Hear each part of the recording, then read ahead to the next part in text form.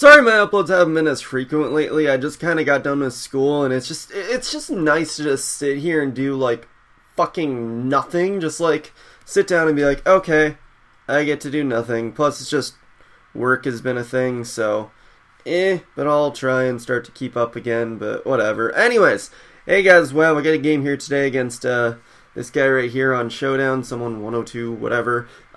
Yeah, not on the right side, so you'll have to take that in consideration. I'm on the right, he's on the left, so But anyways, my team, using that one team I've been using. I actually really like this team. Like, honestly, I think I found a team that kind of melds with me right now, so that's kind of nice, which it probably won't happen again for a while. Plus, Pokemon actually comes out next week, so yeah, I think that's also half the reason I haven't really been, like, making a Pokemon or battling on Wi-Fi that much. I actually do have a Wi-Fi battle I need to record. I've just been forgetful to get my people to record it for me. But anyways, this game, got my team. Opponent's got a team. It does actually have some decent synergy with itself.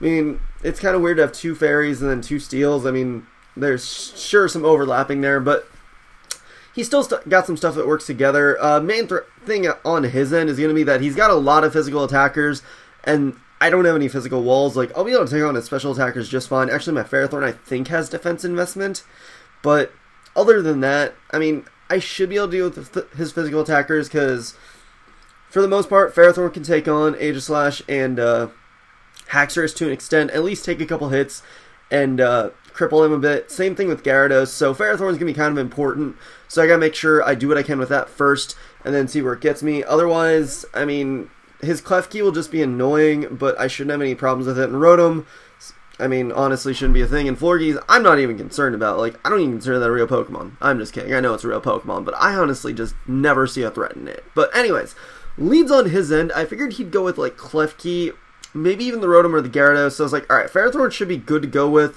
I can get Rocks up right off the bat, and then see where it gets me. So, let's get into the match. So he's going to lead off with Gyarados, and I'm going to lead off with Ferrothorn. He does have Intimidate on it, which could tell that he's maybe a Mega Gyarados, which he is. But I'm just like, okay, let's just get some Leech Seed going first turn. I figured he wouldn't sub for some reason, or maybe he would just switch out, so I just go for Leech Seed, get a little bit of health back. He did Earthquake and crit me, so that's kind of an interesting thing, that's how much a crit Earthquake does. So he decides not to stay and just goes out to Klefki, which is fine. I don't really care that much. I get my Rocks up and I get a Leech Seed off on it. It's not going to give me too much health back, but it's still something. I believe this turn I do predict him. No, I thought he might stay in. I wanted to just break his balloon, even though I don't have any ground moves on my team. So I was like, let's just Power Whip. Figure he might stay in and set up some hazards or some screens. But he goes into Haxorus right here. I'm like, okay, let's get a Thunder Wave off on this thing, because that'll obviously cripple it. And he goes for Brick Break this turn. And I'm like, well, shit. That's a lot of damage for the Haxorus. Which Brick Break is actually really viable right now, because there's a lot of dual screeners right now. But I just Leech Seed because I figured I'd be able to take any hit and then get a little bit of health back. I get paralyzed that turn after he Earthquakes, which doesn't really matter that much, just because obviously he's gonna just die from Leech Seed anyways, so I'm okay with that. But now he's gonna go into Aegislash. I figure, okay, maybe I can take one hit, or actually no, I figured he would set up that turn, figuring Ferrothorn wouldn't be a threat. I'm not too concerned about Aegislash because I do have a couple of checks. Those checks being Greninja, for the most part, honestly. Like, I can play some Mind Games. Actually, I can't play Mind Games with Gengar because he's at +2.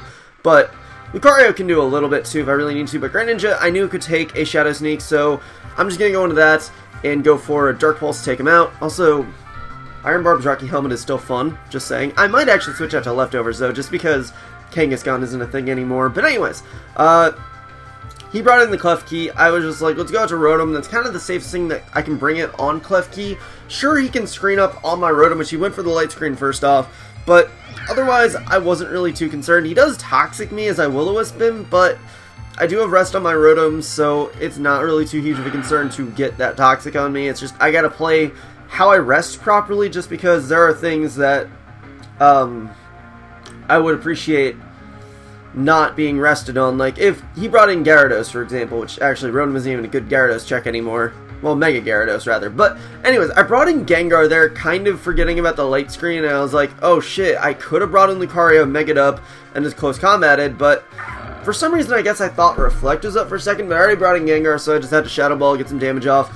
But then I decided I'll sack Greninja just because it's probably going to be my most useless thing. I figured Gengar would be pretty useful, so just going to Lucario right there, get a close combat off and take out the Rotom. And I decided here, okay, Lucario probably I'm not going to need it for anything because he's got Florges and Gyarados left. Staraptor can check the Gyarados, and Florges, I got Gengar and Staraptor, so I should generally be okay. Try and go for close combat in that turn where he Thunder Waved, but unfortunately I do get paralyzed, which is kind of important just because I would have killed him that turn, so he wouldn't have gotten the Reflect up, but he reflects there, and then I just go for SD.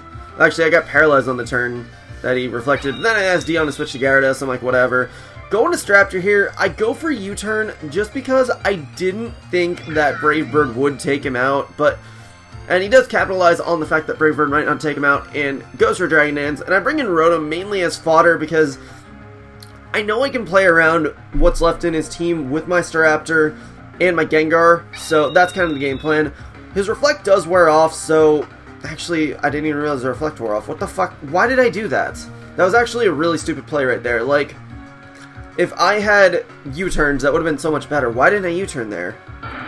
I'm so confused now. I guess I was so dead set on the Reflect being up still for some reason that I kind of ignored the fact that it went down, or maybe Showdown glitched or something while I was in battle. I don't know. But he brought in Klefki, so I go to Gengar, and I'm like, okay, he can't do anything to my Gengar, so I'm free to get a sub up right there. I thought he might want to get screens up just to be safe, but he decides to go right into Florges and go for an Aromatherapy, and I got paralyzed this turn, and it's like, fucking A, there's so much paralyzed in this game.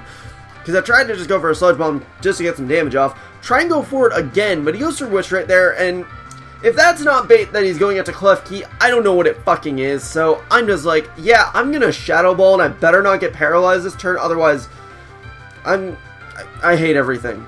But I don't have to hate everything because I don't get paralyzed that turn, and I just take him out with Shadow Ball, so that's awesome. All he's got left is Florges. He does not have any screens up, so really all I gotta do is get a little bit of extra damage off on this thing, and it should generally not be a threat. I know it has pretty abysmal defense, but he might invest in that defense stat just to be safe, so I want to try and get as much damage off with Gengar as possible, which I do get that Sludge Bomb off after he Calm Minded, which is pretty nice damage. And I know he's only got Wish, so really if he goes for Wish at any point while I'm still Sludge Bombing, it's pretty much a Death Wish for him, so that's kind of a thing.